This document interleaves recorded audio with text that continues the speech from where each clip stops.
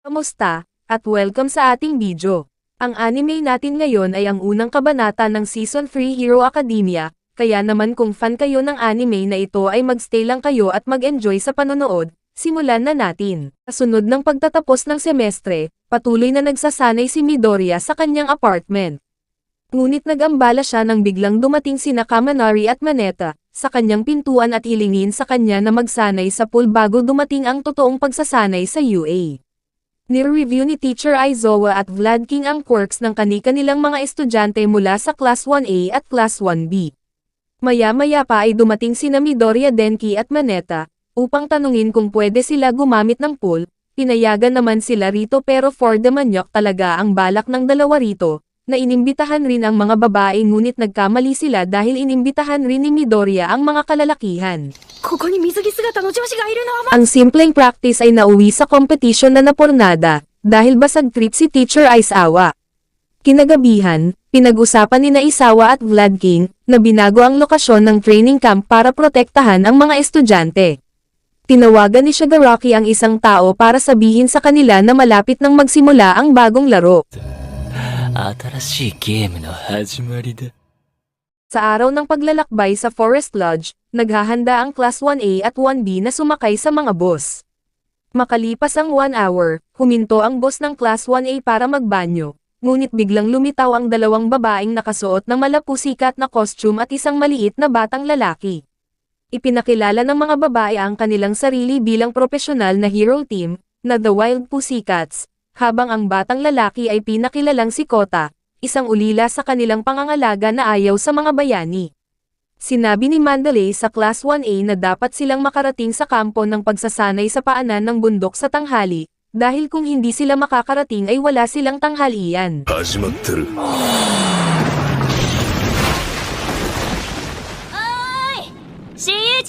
Sa kabila ng kanilang pagsisikap na makarating doon, ang Class 1A ay hinahadlangan ng mga Earthen Beast sa buong kagubatan, na kinokontrol ni Pixie Bob, at ang mga mag-aaral ay lumampas sa kanilang deadline. Gayunpaman ang Team Pussycats ay nasiyahan sa kanilang mga pagsisikap, at sila ay pinakain pa rin, pero hapunan na dahil late sila.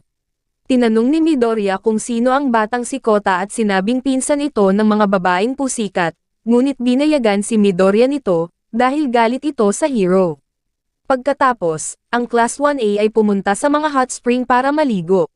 Sinubukan ni Maneta na sumilip sa gilid ng paliguan at talagang for the batak ito, at persigido na makita ang mga babae ngunit pinigilan siya ni Kota.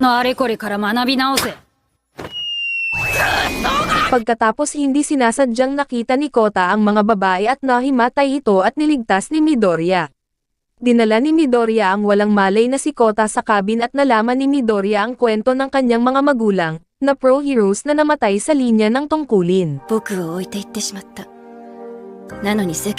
Nagpapatuloy ang pagsasanay ng Class 1A at 1B, habang naghahanda ang mga kontrabida sa isang pag-atake. Sa kabila ng pagkamuhi ni Kota sa mga bayani, at sa superhuman na lipunan at pangkalahatan. Sinusubukan ni Midoriya na kumbansihin si Kota sa pamamagitan ng pagkikwento ng sarili niyang mga karanasan bilang pakikipagkaibigan rito. Sa ikatlong araw ng training camp, ang mga babong mag-aaral na bumagsak sa finals exam ay kailangang magpuyat noong nakaraang gabi para sa karagdagang mga aralin. Dahil rito ay tinali sila ni Aizawa upang matutukan sa kanilang pag-aaral. Pinaalalahanan din niya ang koponan ni Uraka at Hyuga na kailangan din nilang magsumikap dahil halos hindi rin sila nakapasa noong final exam. Tinanong ni Midoriya si Aizawa kung sasali si All Might sa mga camper, ngunit sinabi ni Aizawa na hindi siya makakasama. Inanunsyo ni Pixie Bob na ang dalawang klase ay maglalaban-laban sa pagsubok ng katapangan pagkatapos ng pagsasanay. Kinagabihan, dinala ni Aizawa ang mga mahinang estudyante sa isang silid-aralan habang ang iba ay nakikilahok sa minigame ng Pussycats. Ang grupo ng mga kontrabida na pinangalan ng The Vanguard Action Squad, ay dumating at nagsimulang umatake habang walang malay ang mga mag-aaral na nakikilahok sa pagsasanay, at nahuli sila nang hindi nila nalalaman. Nagulat ang lahat dahil rito sabay na alala ni Midoriya na si Kota ay walang kasama. Si Kota ay nasa kanyang lihim na tambayan kung saan matatanaw ang nasusunog na kagubatan. Maya-maya pa ay nahanap siya ng isang kontrabida. Sa kanyang lihim na pinagtatagwan, dito naalala ni Kota ang sinabi ni Mandalay sa kanya, na isang araw ay mauunawaan niya kung bakit umiiral ang mga bayani, ayaw paniwalaan ni Kota iyon. Tumayo siya at napansing nasusunog ang gilid ng bundok. Ang mga kontrabida ay nagpapatuloy sa kanilang pag-atake, nagsasagawa ng ambush sa mga estudyanteng nag-iisa o grupo, upang dahan-dahaning patayin ang mga ito. Sa mas malalim na kagubatan, tumakbo si Tetsu papunta kay Itsuka at binigyan ito ng gas mask na nilikha ni Momo. Sinabihan ni Kendo si Tetsu na umatras kasama niya, ngunit tumanggi siya. At sinabing ang Class 1A ay naging mas malakas dahil sa kanilang mga pakikipaglaban sa mga kontrabida. Naniniwala si Tetsu na ito ang perpektong pagkakataon upang lumaban at makahabol sa kanilang mga karibal. Si Muscular, isa sa mga kontrabida ang nagkataon na nakakita kay Kota sa kanyang lihim na hideout at sinubukan siyang patayin, ngunit pinigilan siya ni Midoriya, at bakbakan sila.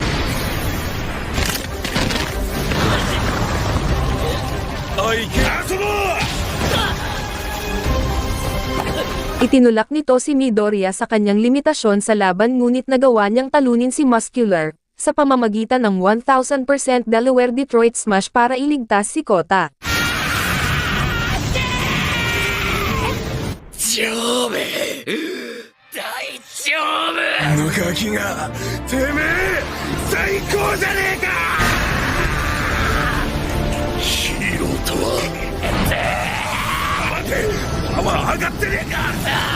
Sa wakas ay nalampasan ni Kota ang kanyang mga galit dahil sa pagiging hindi makasarili ni Midoriya at tinawag siyang ang aking bayani. Matapos talunin si Muscular, dinala ni Midoriya si Kota pabalik sa kampo at nasalubong si Aizawa. Kinuha ni Aizawa si Kota kay Midoriya, dahil mayroon siyang mensaheng ipapahatid sa lahat sa pamamagitan ng telepathy ni Mandalay. Hiniling ng guro kay Midoriya na maghatid din ng mensahe mula sa kanya. Si Mandalay ay naghatid ng mga mensahe na si Bakugo ay isa sa mga target ng mga kontrabida at ang mga estudyante ay may pahintulot na gamitin ang kanilang quirks upang ipagtanggol ang kanilang sarili. Samantala, natagpuan ni Tetsu at Kendo ang pinagmumulan ng isang makamandag na gas na pumupuno sa bahagi ng kagubatan. Isang kontrabida na nagngangalang Mustard. Ang dalawa ay nagtulungan upang talunin si Mustard at dahil rito nawala ang nakakalasong gas sa paligid.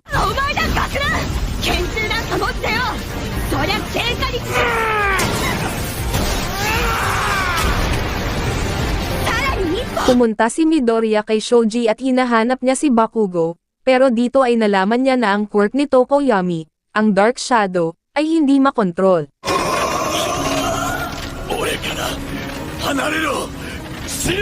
Si Mezo ay humingi ng tulong kay Midoriya sa pag-save kay Tokoyami, mula sa kanyang sariling quirk, pero need niyang pumili sa pagitan ng pag-save kay Tokoyami o Bakugo. Gumawa si Midoriya ng plano para iligtas ang dalawa, kaya nagpahabol siya kay Dark Shadow, papunta sa kinaroroonan ni Todoroki na kasalukuyang nakikipaglaban sa kontrabida na pangit na si Moonfish. Tinalo ng Dark Shadow si Moonfish at pagkatapos ay pinahina at pinabalik sa ilalim ng kontrol ni Bakugo at Todoroki si Dark Shadow gamit ang liwanag. Tumakbo sila patungo sa kinaroroonan nila Uraka at Tsuyu na nakikipaglaban sa isang kontrabida na ang pangalan ay Hamiko Toga. Dahil mas marami na ngayon ang mga estudyanteng naroroon kaya umatras si Hamiko, ngunit bago umalis ay kinilig ito sa gulpi saradong mukha ni Midoriya. Hiniling ni Midoriya sa mga batang babae na tulungan silang protektahan si Bakugo ngunit sina Bakugo at Tokoyami, ay dinukot na pala ng dinila na mamalaya ng kontrabida na si Mr. Compress. Hinabol ni Nomo si Yosuo ng Class 1B habang bitbit nito ang gulpi saradong si Momo. Muntik na silang durugan ni Nomo ngunit tinawag ito pabalik ni Dobby, dahil natapos na ang kanilang misyon. Gumawa si Momo ng tracking device na ikinabot ni Yosuo kay Nomo. Hinabol ni Midoriya at ng iba pa si Mr. Compress ngunit hindi sila makasabay sa bilis nito. Gumawa si Midoriya ng plano para itapon sila sa ere, sa tulong ni Uraka at Froppy. Nagawa nilang mapabagsak si Mr. Compress sa lupa. Naabutan ni Midoriya, Todoroki at Shoji si Mr. Compress, at dito ay sa wakas tumulong na rin si Aoyama, nagawa nilang iligtas si Tokoyami. Gayunpaman hindi pa rin nila nailigtas si Bakugo.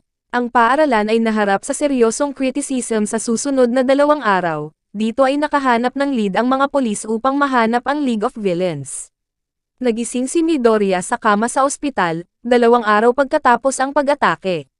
Halos lahat ng Class 1A students ay bumibisita sa kanya. Ipinahayag ni Kirishima at Todoroki na plano nilang iligtas si Bakugo. Ngunit tutol si Lida at pinagtatalunan nila na kailangan nilang magpaubaya sa mga pro-heroes na pangasiwaan ang sitwasyon. Ngunit sa huli ay lumapit ito kay Midoriya para sa gagawing mission, literal na matigas pala ang ulo ni Kirishima. Demo! Na Midoriya! Mada te wa todoku nda yo!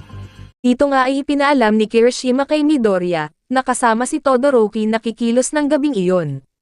Ang UA ay nag-organisa ng isang press conference na ang pag-eere ay sinalubong ng kritisismo. Samantala, ang pulisya ay nagpapatuloy sa kanilang pag-iimbestiga at bumuo ng isang pangkat ng mga bayani, upang gumanti laban sa mga kontrabida. Nagpasya si Midoriya na samahan sina Todoroki at Kirishima sa kanilang pagtatangka na iligtas si Bakugo, gayon din si Momo. Sinubukan ni Lida na kumbansihin sila na ihinto ang kanilang plano, ngunit bigo siyang pigilan ito. Sa huli ay nagpasya siyang sumali upang mabantayan niya sila, at mapaalis sa misyon kung maganap ang aktwal na labanan. Ang magigiting na grupo ng mga mag-aaral na pinangalan ng The Bakugo Rescue Squad, ay dumating sa Kamino Ward, at nagpalit ng disguise para maiwasan ang paglabag. Sinubukan ni Shigaraki na kumbansihin si Bakugo na sumali sa League of Villains, ngunit inihayag ni Bakugo ang kanyang pangako na maging isang bayani at nagsimulang umatake kay Shigaraki. Pinagpatuloy nila ang kanilang paghahanap upang iligtas si Bakugo. Kaso wala sa kanila ang may mabisang kasanayan sa pagiging stealth mode o pagkilos ng walang tunog, kaya pinag-iisipan nilang mabuti ang kanilang susunod na hakbang. Nagsimulang mapaisip si Midoriya dahil rito, habang si Lida naman ay nag-iisip kung paano niya maiwas ang grupo sa gulo. Pagkarating sa parang hideout, natuklasan nila ang isang malaking bilang ng nomas sa loob. Nagtimpi si Shigaraki sa pag-atake ni Bakugo, na ikinatuwa ni All for One dahil tila nagmamature na si Shigaraki, hanggang maya-maya pa ay dinakip ng pro-heroes ang mga miyembro ng League of Villains. Ngunit isang hindi inaasahang villain ang umatake sa mga bayani at muling kinuha si Bakugo. Tingid sa kanilang kaalaman, ang pinakadakilang masamang tao ay malapit ng muling magpakita habang si Midoriya at ang iba pa, ay binabalot ng matinding takot. Tamura, Shigaraki no koto da. Nando, One. Kinuha ni All for One, sila Shigaraki at ang kanyang mga tauhan mula sa mga bayani at pati na rin si Bakugo. Pinuri ni All for One si Best Jeanist sa pagligtas sa sarili habang pinoprotektahan ang iba pang mga bayani mula sa pagsabog. Kinilala ni Best Jeanist ang lalaking nakamaskara bilang pinaghihinalaang pinuno ng League of Villains. Ang pro-hero ay umatake, ngunit si All for One ay madali siyang tinapos gamit lamang ang hangin. Sinabi ni All for One na ang kanyang lakas ay nagmumula sa pagsasanay at karanasan at nagpasya na ang kanyang quirk ay hindi kailangang kunin. Habang malapit nang mapansin ni All for One ang mga estudyante, biglang lumitaw si All Might upang iligtas sila, ngunit nag-aalala siya sa kaligtasan ni Bakugo at hindi siya makalaban ng buong lakas. Sinabi ni All Might sa kanyang ultimate rival na matatalo niya si All for One, at ikukulong siya sa natitirang bahagi ng kanyang buhay. Sinugod siya ni All Might, ngunit naitaboy siya ni All for One, na tinawag nitong quirk combo. Dito naman ay nakabuo si Midoriya ng isang plano, na pwede nilang mailigtas si Bakugo, nang hindi lumalabag sa batas at makatakas, nang hindi nakikipaglaban sa mga kontrabida, at ang plano ay nakatuon kay Kirishima.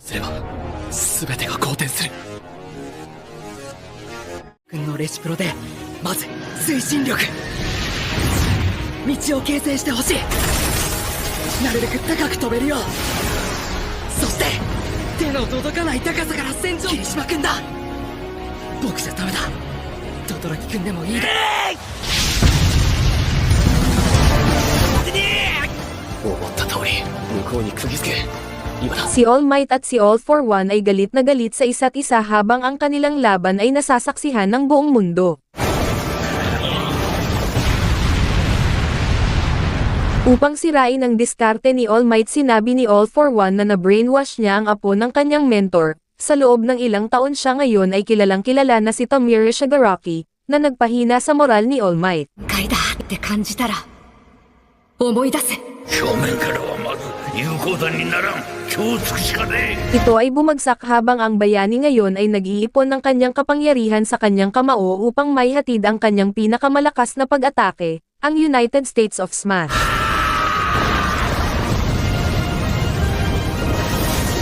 Matagumpay ngunit ganap na naubos ni All Might ang buo niyang lakas. Sabay nagpadala ng mensahe sa pamamagitan ng TV, na sa tingin ng mga tao ay isang banta sa mga kontrabida sa hinaharap. Gayunpaman, napagtanto ni Midoriya na ito ay upang ipaalam sa kanya na oras na para sa kanya, na kunin na niya ang simbolo ng kapayapaan ng mundo. 私